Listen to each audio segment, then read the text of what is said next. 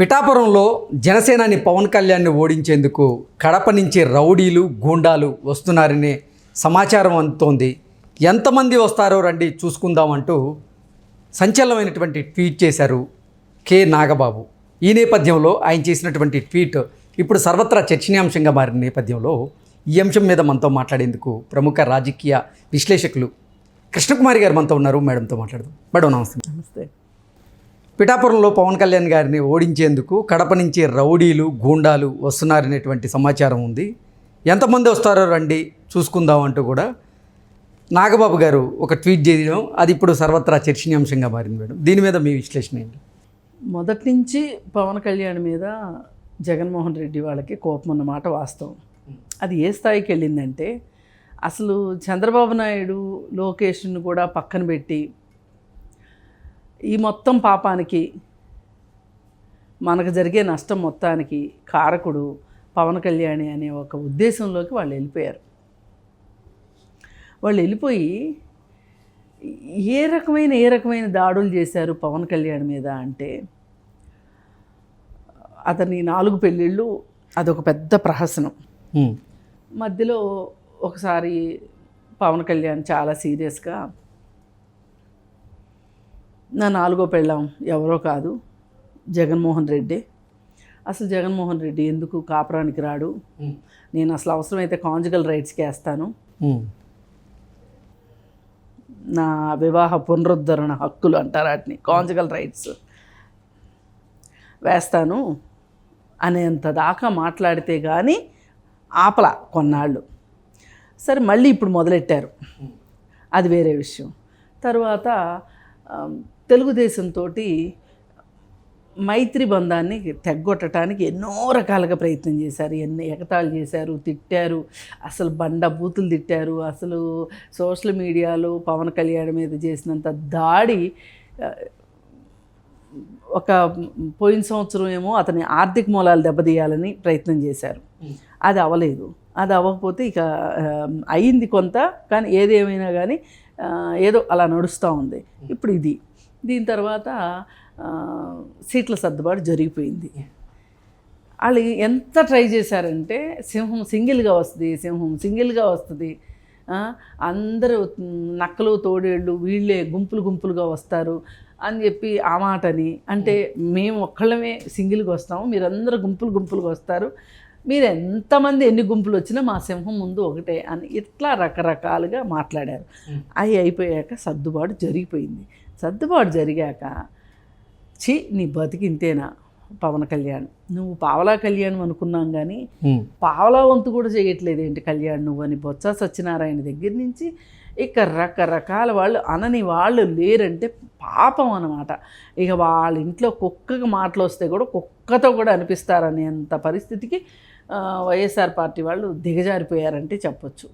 ఇప్పుడు ఆయనకి ఎవరితోనూ ఎన్నికలు సర్దుబాటు చేసుకోవాలనుకున్నారు, చేసుకున్నారు. మీకేం నొప్పి అంటే ప్రభుత్వ ఓటు చీలితే కానీ మీరు గెలవలేరు, అది మీ అసలు లక్ష్యం. ఆ మాట చెప్పకుండా చల్లకొచ్చి ముంత దాచినట్టు పవన్ కళ్యాణ్ ఇప్పుడు ఏడుస్తారు. ఇక నీకు చేత కాలేదు, నిన్ను చంద్రబాబు నాయుడు మోసం చేశాడు, నిన్ను అది చేశాడు ఇది చేశాడు అంటే అతన్ని తిడుతున్నారో తెలియదు, అతని మీద జాలి పడుతున్నారో తెలియదు, అతని మీద కోపమో తెలీదు, ఏమో తెలియదు, మొత్తానికి చేశారు. అయిపోయాక ఇంకా వాళ్ళకి ఇంకా బాధించిన విషయం ఏంటి అంటే పులి మీద పుట్ర అంటారు చూసారా, అసలు వీడే వాడితో కలిశాడు అంటే ఇంకొక నెమ్మటేసుకొచ్చాడు అని మోడీ కూడా వచ్చి కలిసేసరికి అసలు ఈ మోడీకి చంద్రబాబు నాయుడికి మధ్యలో మైత్రి బంధం ఒక వాతావరణాన్ని కల్పించింది, ఆశలు కల్పించింది పవన్ కళ్యాణ్ అనేది వాళ్ళ ఉద్దేశం. ఇలా రకరకాలుగా పవన్ కళ్యాణ్ మీద దృష్టి పెట్టారు. ఇకపోతే నిన్న మొన్న ఇంకా నీచంగా దిగిపోయి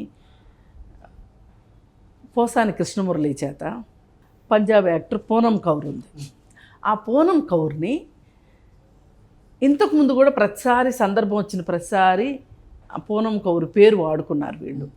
ఆ పూనం కౌరు పవన్ కళ్యాణ్ గర్ల్ ఫ్రెండ్ అయినట్టు, ఆ అమ్మాయి ప్రెగ్నెంట్ అయినట్టు, ఆ అమ్మాయిని మోసం చేసినట్టు, ఆ అమ్మాయికి ఎంతో కొంత డబ్బులు ఇచ్చి ఆ అమ్మాయిని వదిలించుకున్నట్లు, ఇలా రకరకాల మాటలు ఆ అమ్మాయిని మాట్లాడి వాళ్ళకి అనుకూలమైన వ్యక్తి ఒకతను చనిపోయాడు ఒక 3-4 ఏళ్ల క్రితం, సినిమా క్రిటిక్. అతను కూడా కత్తి మహేష్ ఇది కూడా నిజమైన అతను ఎండార్స్ చేయటం. దీనికి అసలు ఈ మొత్తం దీనికి కింగ్ పిన్ ఎవరు అంటే గనక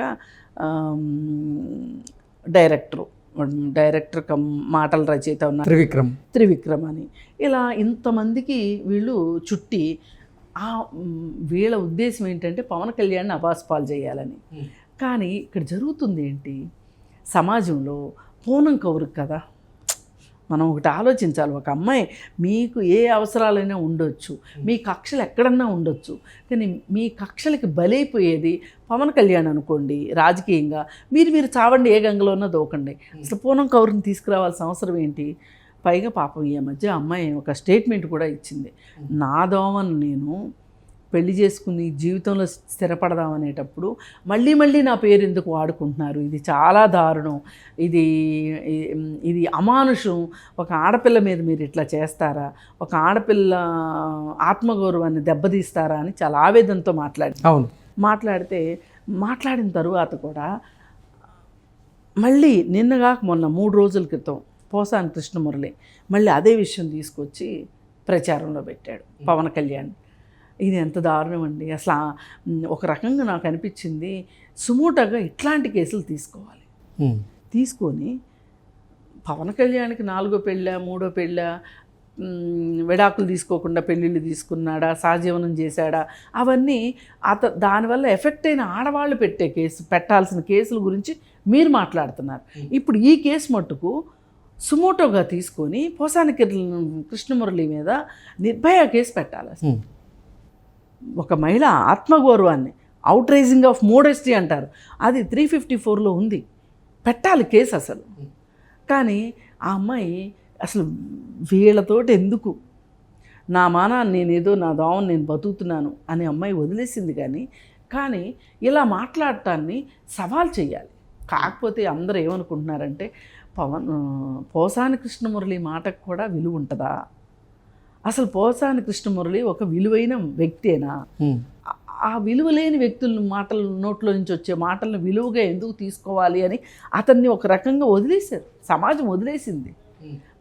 ఇప్పుడు టాపిక్ వచ్చింది కాబట్టి మనం మాట్లాడుకుంటున్నాం కాబట్టి, కానీ ఆ కారు కూతలను పట్టించుకోవాల్సిన అవసరం లేదు అనే ఒక పరిస్థితికి అతను దిగజారిపోయాడు. అతన్ని అంత వాడేశాడు జగన్మోహన్ రెడ్డి. ఎవరు దొరికితే వాళ్ళని వాడకం మామూలుగా ఉండట్లా.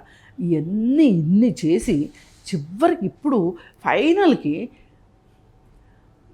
కడప జిల్లా నుంచి రౌడీల్ని తీసుకొచ్చి కూడా అక్కడ విధ్వంసకర పరిస్థితులు సృష్టించి పవన్ కళ్యాణ్ గెలవకుండా చెయ్యాలి అనే ఉద్దేశంలో వాళ్ళు ఉన్నారు అనే ఒక మాట ఇవాళ నాగబాబు ట్వీట్ ద్వారా తెలిసింది. ఆయన దీన్ని ఖండిస్తున్నాడు. మాకు తెలుసు మేము ఎట్లా ఎదుర్కోవాలో మాకు కూడా తెలుసు. ఓ పక్కన ఖండిస్తూనే ఇంకో పక్కన సవాల్ చేశాడు ఆయన. మరి ఇది నిజమా అబద్ధమా, మరి వీళ్ళు ఏమన్నా అపోహపడుతున్నారా అనుకుంటానికి కూడా అవకాశం లేకుండా ఇది నిజమేనని అనుకునేలాగా, బల్లగుత్తి ఇది నిజము అనుకునేలాగా ఇంకొక వార్త బయటకు వచ్చింది. అదేంటంటే జేడి లక్ష్మీనారాయణ గారు ఇవాళ వైజాగ్ సిపికి కంప్లైంట్ ఇచ్చారు. ఏమనంటే నన్ను దెబ్బతీయటానికి కడప నుంచి రౌడీలను తీసుకొని వచ్చి నా మీద రెక్కీ చేస్తున్నారు, దీనికి జగన్మోహన్ రెడ్డి, గాలి జనార్దన్ రెడ్డి వాళ్ళ పాత కక్షలు తీర్చుకుంటానికి ఇప్పుడు ఈ ఎన్నికలను వేదికగా తీసుకున్నారు, నాకు ప్రాణహాని ఉంది అని చెప్పి ఆయన చెప్పడం జరిగింది. అంటే వీళ్ళు టార్గెట్ చేసిన వ్యక్తుల్ని వీళ్ళు వదలరనమాట. దీన్ని బట్టి మనకు అర్థమైంది. ఇప్పుడు అది కనుక ఆ కంప్లైంట్ కనుక రాకపోతే మనం కూడా కొంచెం ఎక్కడ కడప ఎక్కడ పిఠాపురం, ఆ రౌడీలు వచ్చి ఏం చేస్తారు ఏంటి అని అనుకుంటాం మామూలుగా. కానీ ఇప్పుడు ఇది విన్న తర్వాత అది వాస్తవమేమో నాగబాబు మాట్లాడింది అనిపించేలాగా ఉంది. ఏది ఏమైనా రాజకీయాల్లో ఇలాంటి వాతావరణం, ఇలా హత్యలు, ఇలా దొమ్మీలు, ఇలా గొడవలు, ఇది మంచి పద్ధతి కాదు. ఎందుకంటే నా చిన్నప్పుడు ఎప్పుడో విన్నాం, కత్తిపోట్లు, కర్రలు పెట్టి కొట్టుకోవటాలు, బ్యాలెట్ బాక్సులు తీసుకెళ్ళి బావుల్లో వేయటాలు, బ్యాలెట్ బాక్సుల్లో ఇంకు పోయటాలు, ఇలాంటివన్నీ చూసాము. కానీ సమాజం మారింది కదా ఇప్పుడు. ఈ నాగరిక సమాజంలో ఇంత అనాగరికంగా ఒక మనిషిని హతమార్చి పోటీలు ఓడిపోయేలాగా చేసి మనం గెలుద్దాము అని అనుకోవటం ఎంతవరకు కరెక్టు అనేది, మరి మనం అంటే నాగరికులం కాబట్టి మాట్లాడుతున్నాం, మరి వాళ్ళది ఫ్యాక్షన్ బుద్ధి. ఎవరి గురించి ఏంటి మాట్లాడుతున్నారు మేడం అని మీరు అడగొచ్చు. వాళ్ళ దగ్గర నుంచి ఆ మాత్రం ఎక్స్పెక్ట్ చేయొచ్చా మీరు అని నన్ను చూసి నవ్వుతారేమో అన్నట్లుంది ఇప్పుడు పరిస్థితి. Okay madam, thank you sir. Thank you.